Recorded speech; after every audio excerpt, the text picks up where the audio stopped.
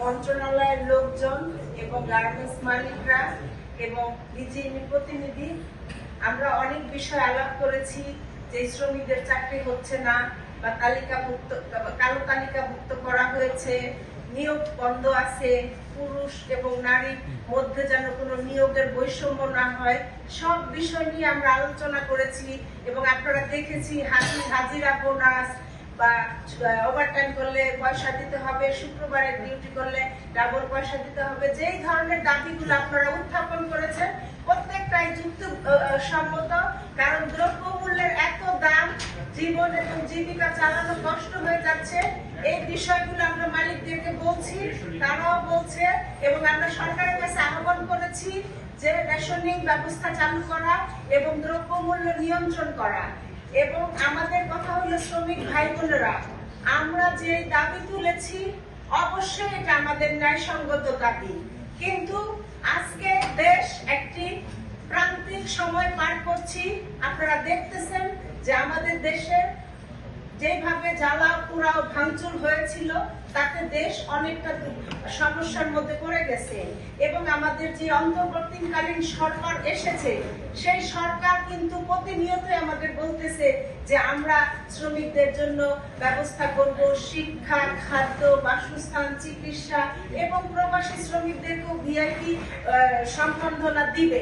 অতএব আমাদের কিন্তু একটু সময় এবং সুযোগ লাগবে যে আমরা কিভাবে এই সুযোগগুলো নিতে পারি। গার্মেন্টস শিল্প আপনারা সবাই জানেন যে এই শিল্পটি একটি রপ্তানি প্রক্রিয়া শিল্প। এই দেশে বিদেশ থেকে অর্ডার আসে এবং আমরা সেলাই করি, আবার বিদেশে যায়।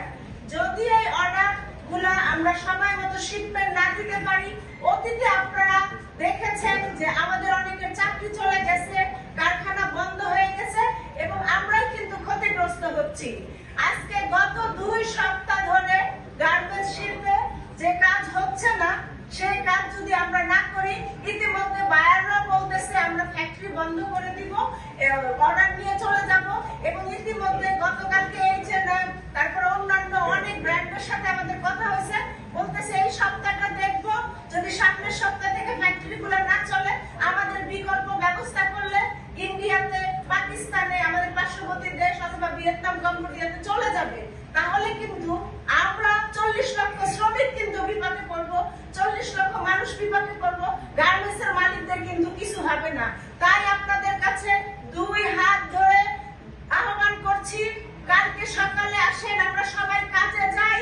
আমাদের যা দাবি আছে মালিক পক্ষ আপনাদের কাছে আহ্বান রাখবো, আপনারা কারখানায় যাবেন এবং শ্রমিকদের ন্যায়সঙ্গত দাবি, যুক্তির দাবিগুলো আপনারা যতটুকু সম্ভব চেষ্টা করেন বাস্তবায়ন করার, এবং যাদের কালো তালিকাভুক্ত আবারও তাদের চাকরি এবং তাদের তালিকার নামটা বাদ দেন।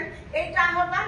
শিল্প টিকে থাকলে শ্রমিক ভাই বোনরা আমরা দাবি চালাতে পারবো, চাবি দিতে পারবো, কিন্তু শিল্প যদি না থাকে তাহলে আমরা এই যে ছাত্র আন্দোলনের সাথে, কোটা আন্দোলনের সাথে যে সংস্কার চাইছি, আজকে রাষ্ট্রকে